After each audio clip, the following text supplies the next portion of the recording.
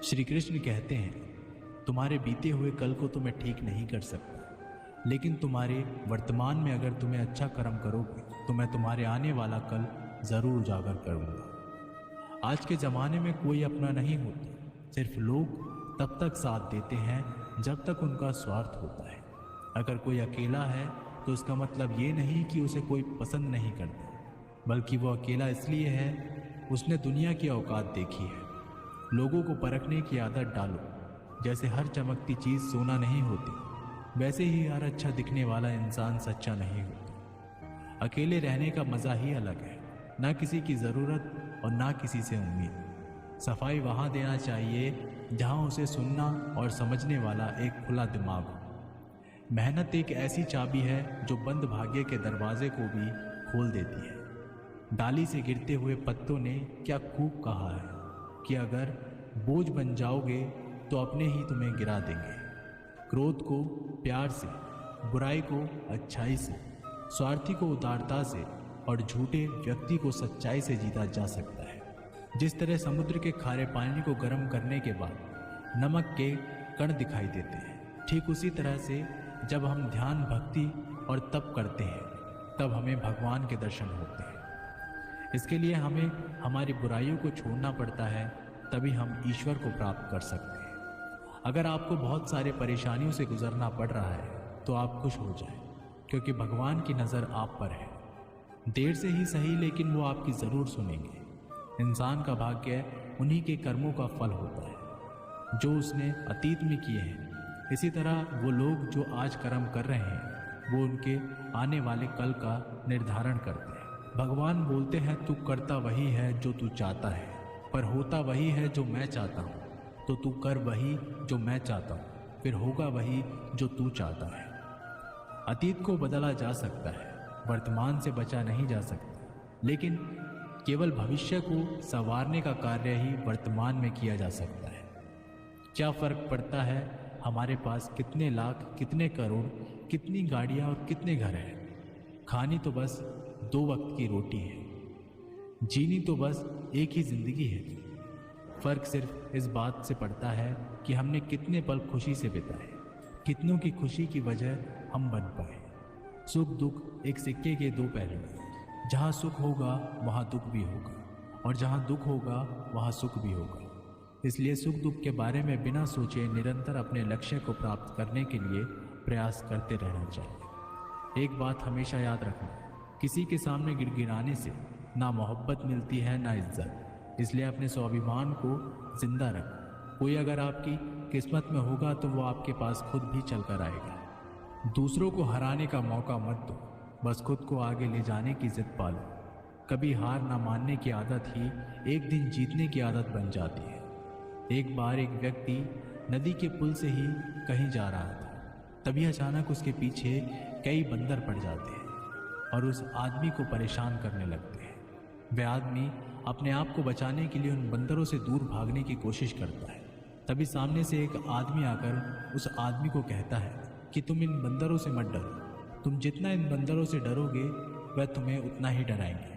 तुम इनका डटकर सामना करो।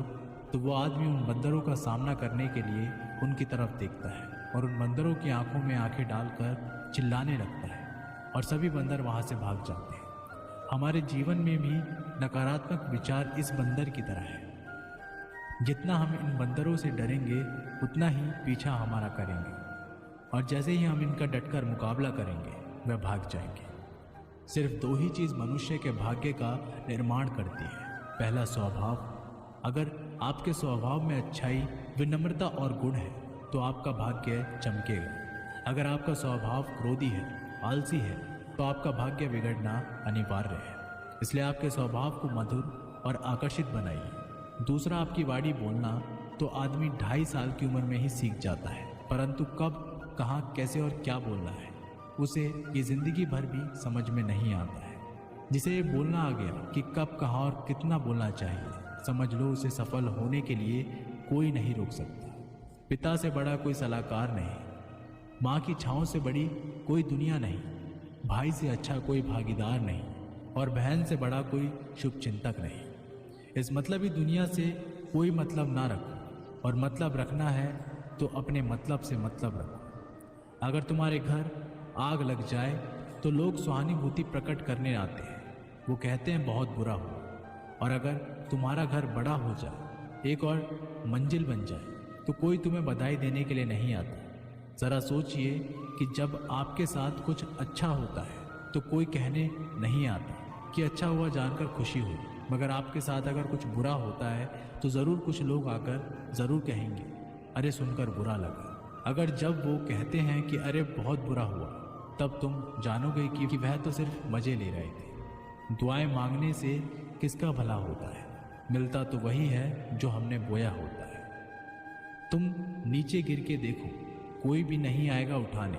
तुम ज़रा उठकर तो देखो, सब आएंगे गिराने। एक बात हमेशा याद रखना, अगर शराब की दुकान पर बैठकर दूध पियोगे तो तुम्हें शराबी का ही दर्जा मिलेगा, और किसी मंदिर में बैठकर शराब भी पियोगे तो तुम्हें एक संत का दर्जा दिया जाएगा। इसलिए आप किसके साथ उठते बैठते हो ये बहुत मायने रखता है। जब एक इंसान का भगवान पे शक नहीं हक हो जाता है तो मत पूछो फिर कैसा कैसा चमत्कार हो जाता है। जो अब तक नहीं हुआ वही हो जाता है। बन के रोशनी वो सारा अंधेरा दूर हो जाता है। जो भीड़ में चलते हैं वो भीड़ में कहीं खो जाते हैं। जो अकेले चलते हैं इतिहास वही बनाते हैं। इतिहास गवाह है, अकेले चलने वाले के पीछे ही भीड़ खड़ी होती है। एक बार एक संत के पास 2 तोते थे। एक दिन एक आदमी उस संत के घर आया।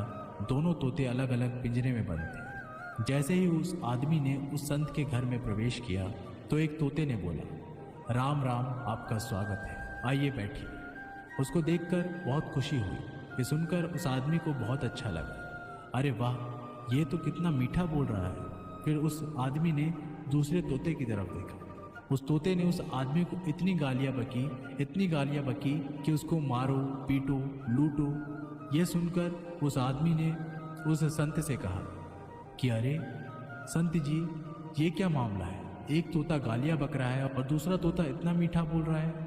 आइए स्वागत है, ऐसे मीठे मीठे शब्द बोल रहा है। संत ने कहा, मैंने इन तोतों से एक जिंदगी का पाठ पढ़ा है। जब ये दोनों तोते पैदा हुए थे तब मैंने एक तोते को डाकू को भेज दिया था और दूसरे तोते को एक साधु के यहाँ भेज दिया था। जो तोता साधु के घर पर चला गया वह कहता है राम राम, आपका स्वागत है। और जो तोता डाकू के घर पर पला बढ़ा वह कहता है मारो, पीटो, काटो, लूटो। तोता एक ही है परंतु अलग अलग पर्यावरण में पले हैं। इसलिए ये बहुत ही महत्वपूर्ण है कि जीवन में हम किसके साथ उठते बैठते हैं हमारे जीवन पर बहुत प्रभाव डालता है। अपने आप पर विश्वास करो, तुम्हारे अंदर कुछ ऐसा है जो हर बाधा से बड़ा है। बदल जाओ वक्त के साथ, या फिर वक्त को बदलना सीखो। मजबूरियों को मत कोसो, हर हाल में चलना सीखो। दिखावे से तो केवल लोगों को खुशियां दी जा सकती हैं, भगवान तो केवल नियत देखते हैं।